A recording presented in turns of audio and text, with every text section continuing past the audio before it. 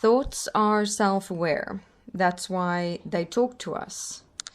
Here we're continuing with the statement in the previous interview, thoughts think for us, and expanding on this with having a look at this interview statement, thoughts are self-aware, and that's why they talk to us.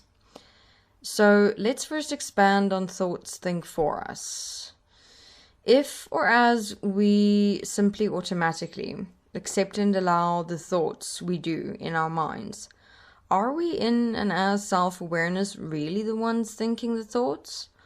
Or with them coming up so automatically, are they then not in fact thinking for us on our behalf? Because we're not taking responsibility for them, investigating them, understanding who we are in and as them, what their effects or consequences are on our self-relationship, lives, and relationship with others. They're just there, and we just leave them as is and continue participating in them, believing them. So they think for us in the sense that they control and dictate who, what, and how we are in our minds. Thus, they think for us on our behalf because we're sure as hell not the directive principle in our minds, with things just so automatically coming up without introspection. Which then brings us to the next statement, thoughts are self-aware. That's why they talk to us. Have a look at how thoughts talk. How a thought can come up in the mind of, for example, oh, that person likes me. But then another voice in the head emerge. No, it can't be. Maybe I'm reading the signals wrong. And then another voice comes up. But I'm sure I saw them move or say this or that. And then a thought comes up of seeing the two of you together in an imagination, but then you shake it away and say to yourself, oh no, it can't be. It'll be impossible. So the question here is who or what is talking to who or what? So this whole process started with a thought talking to you, or it can start with an image just coming up in your mind out of nowhere, showing you in a relationship with another person, for example.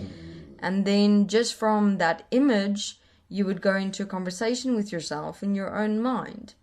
I mean, this is how consciousness communicates, through a thought, an image, an imagination that can just pop up and there send you wandering into the mind. Consciousness is or has been the entity initiating conversation or reactions in and as your own mind. And we've always just simply fell for it, following it all blindly, wandering in our minds in separation from ourselves, our here, the physical body.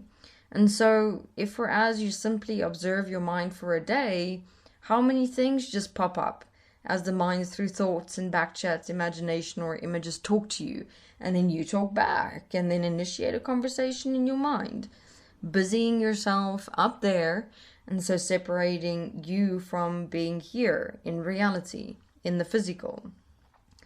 Thus, we suggest investigating destiny, the Desteni process, to understand the difference between mind, self, and the physical, and how to be and become self-aware and actually communicate with the real you through writing and self-forgiveness, to in fact understand what it really in fact is that is talking to you through your own mind, as your own mind, and in fact existing as a distraction or diversion from the real you, as you're being preoccupied or kept busy in the mind or consciousness, and so do not take responsibility for your life or living in and as this real world. Time to get back to reality. Time to get back to Earth.